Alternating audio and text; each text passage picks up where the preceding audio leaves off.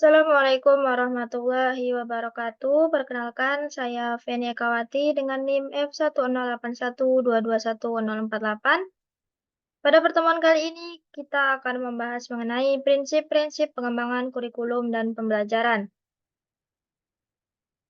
Isi presentasi pada kesempatan kali ini yang pertama adalah pengembangan kurikulum, yang kedua konsep pengembangan, yang ketiga prinsip-prinsip umum, yang keempat prinsip-prinsip khusus, yang kelima kesimpulan, dan yang keenam penutup.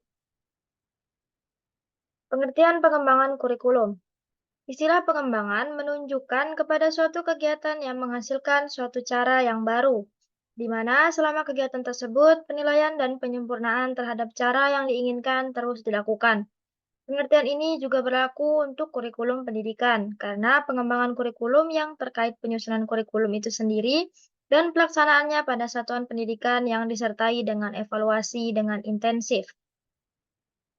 Kurikulum ini menunjukkan bahwa pengembangan kurikulum adalah perencanaan kesempatan-kesempatan belajar yang dimaksudkan untuk membawa siswa ke arah perubahan-perubahan yang diinginkan dan menilai hingga mana perubahan-perubahan ini telah terjadi pada diri siswa. Dalam hal ini, pengembangan kurikulum bisa dikatakan sebagai suatu siklus yang tidak pernah berakhir, yang mana proses kurikulum tersebut terdiri dari 4 unsur, yaitu tujuan, metode, dan material, penilaian, balikan. Kegiatan pengembangan kurikulum di dalamnya mencakup perencanaan, penerapan, dan evaluasi. Dalam pengembangan kurikulum tidak hanya melibatkan orang yang terkait langsung dengan dunia pendidikan saja, namun di dalamnya melibatkan banyak unsur seperti politikus, pengusaha, orang tua peserta didik, serta unsur-unsur masyarakat lainnya yang merasa berkepentingan dengan pendidikan. Berikutnya adalah konsep pengembangan kurikulum. Konsep pengembangan kurikulum menurut Taba dalam Nasution menafsirkan kurikulum sebagai rencana pembelajaran yang direncanakan untuk pembelajaran anak-anak.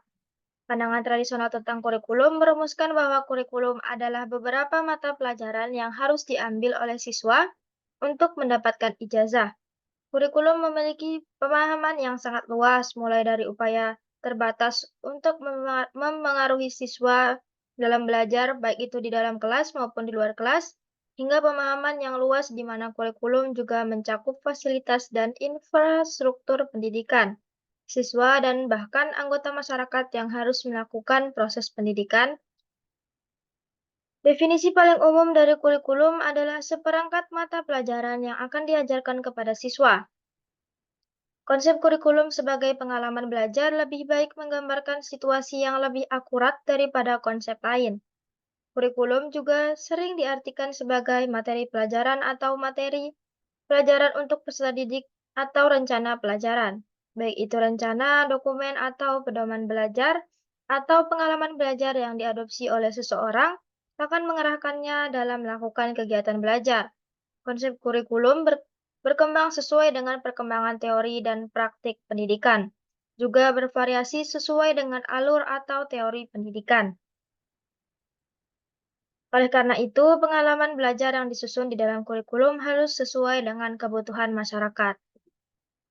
Pengembangan kurikulum merupakan istilah yang komprehensif, yang meliputi perencanaan, implementasi, dan evaluasi.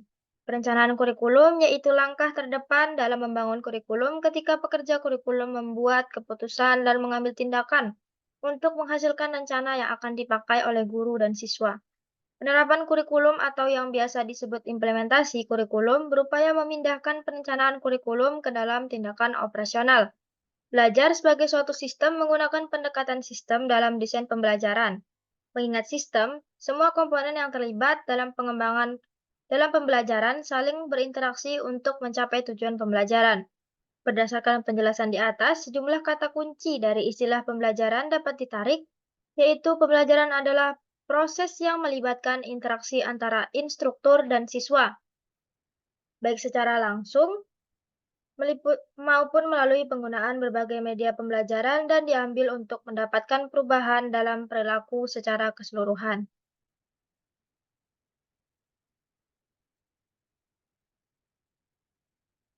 Yang selanjutnya adalah prinsip-prinsip pengembangan kurikulum dan pembelajaran. Pengembangan kurikulum menggunakan prinsip yang telah berkembang dalam kehidupan sehari-hari atau justru menciptakan prinsip-prinsip baru.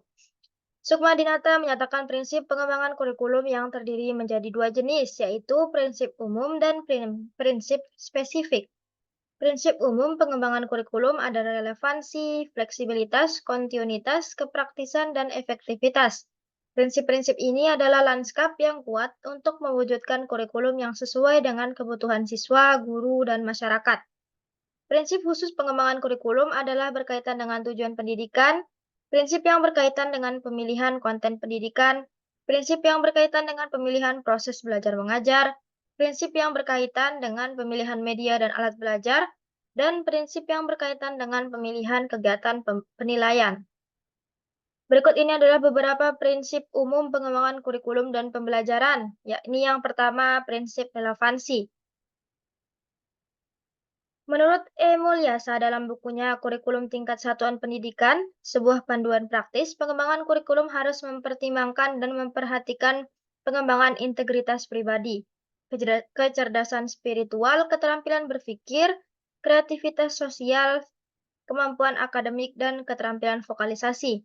Ada dua jenis relevansi yang harus dimiliki kurikulum, yakni yang pertama relevansi keluar, atau relevansi eksternal. Maksudnya antara tujuan, isi, dan proses belajar yang tercakup dalam kurikulum hendaknya relevan dengan tuntutan, kebutuhan, dan perkembangan masyarakat.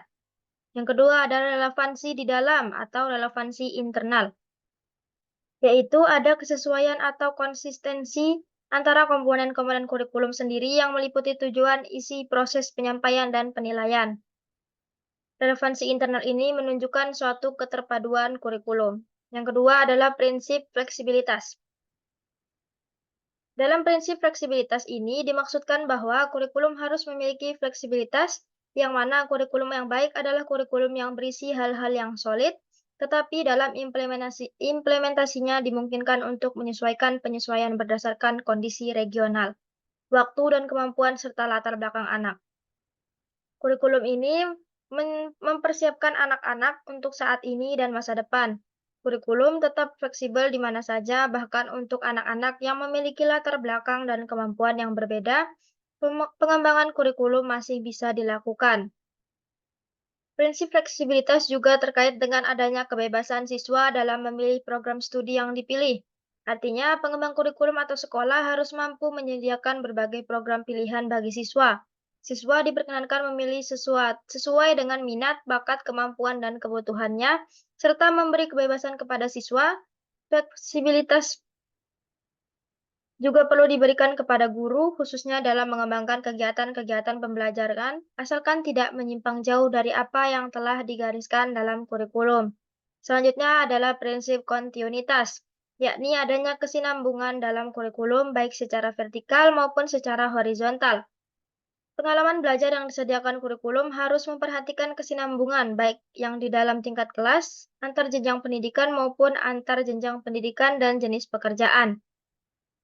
Makna kontinuitas di sini adalah hubungan, yakni adanya nilai keterkaitan antara kurikulum dari berbagai tingkat pendidikan sehingga tidak terjadi pengulangan atau disharmonisasi dalam pembelajaran yang berakibat jenuh atau membosankan baik yang mengajarkan, yaitu guru, maupun yang belajar atau peserta didik. Kontinuitas atau kesinambungan juga perlu diperhatikan antara berbagai mata pelajaran. Oleh karena itu, perlu diupayakan pula agar tidak terjadi tumpang tindih materi antara mata pelajaran yang satu dengan mata pelajaran yang lainnya.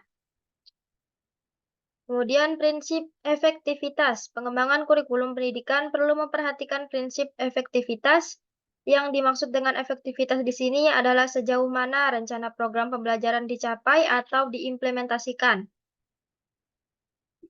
Dalam prinsip ini ada dua aspek yang perlu diperhatikan, yaitu efektivitas mengajar guru dan efektivitas belajar siswa. Dalam aspek mengajar guru, jika masih kurang efektif dalam mengajar bahan ajar atau program, maka itu menjadi bahan dalam pengembangan kurikulum di masa depan, yaitu dengan mengadakan pelatihan, workshop, dan lain-lain. Sedangkan pada aspek efektivitas belajar siswa, perlu dikembangkan kurikulum yang terkait dengan metodologi pembelajaran sehingga apa yang sudah direncanakan dapat tercapai dengan metode yang relevan dengan materi atau materi pembelajaran. Nah, yang terakhir adalah prinsip efisiensi. Peran kurikulum dalam ranah pendidikan adalah sangat penting dan bahkan vital dalam proses pembelajaran. Ia mencakup segala hal dalam perencanaan pembelajaran agar lebih optimal dan efektif. Salah satu pengembangan kurikulum yang dipakai oleh pemerintah Indonesia untuk mencapai sebuah cita-cita bangsa, yakni mengoptimalkan kecerdasan anak-anak generasi penerus bangsa untuk memiliki akhlak mulia dan berbudi pekerti yang luhur. Efisiensi adalah salah satu prinsip yang perlu diperhatikan dalam mengembangkan kurikulum, sehingga apa yang telah direncanakan sesuai dengan tujuan yang ingin dicapai. Kemudian kita masuk pada prinsip-prinsip khusus. Prinsip-prinsip khusus ini terdiri atas prinsip tujuan kurikulum, prinsip isi kurikulum, prinsip pemilihan proses belajar mengajar, prinsip media dan sumber belajar, dan yang terakhir adalah prinsip evaluasi. Kemudian kita akan masuk kepada penutup. Pengembangan kurikulum merupakan perencanaan kesempatan-kesempatan belajar yang dimaksudkan untuk membawa siswa ke arah perubahan-perubahan yang diinginkan dan menilai hingga mana perubahan-perubahan ini telah terjadi pada diri siswa. Ada beberapa prinsip dalam pengembangan kurikulum dan pembelajaran, yakni prinsip relevansi, prinsip fleksibilitas, prinsip kontinuitas, dan prinsip efektivitas, dan prinsip efisienitas. Sedangkan prinsip khususnya yang terdiri atas prinsip tujuan kurikulum, isi kurikulum, prinsip pemilihan proses belajar mengajar, prinsip media dan sumber belajar, dan yang terakhir adalah prinsip evaluasi. Baiklah, mungkin ini saja yang dapat saya sampaikan pada hari ini. Terima kasih. Wassalamualaikum warahmatullahi wabarakatuh.